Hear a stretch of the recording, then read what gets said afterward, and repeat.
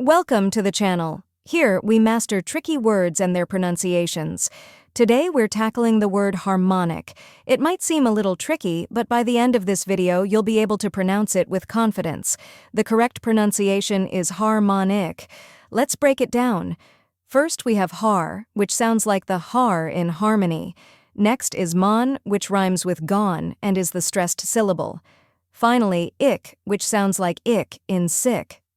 Now let's put it all together. Harmonic. Try repeating after me. Harmonic. Now a little faster. Harmonic. And at full speed. Harmonic. Keep practicing, and soon, this word will feel natural to you. Now that you've mastered the pronunciation, let's go over the meaning. Harmonic refers to a pleasing arrangement of parts, especially in music, or something related to harmony. And that's it. Now you know how to pronounce harmonic and what it means. If you found this helpful, give this video a like and share it with others. Comment below with any tricky words you'd like me to cover next, and don't forget to subscribe for more pronunciation guides.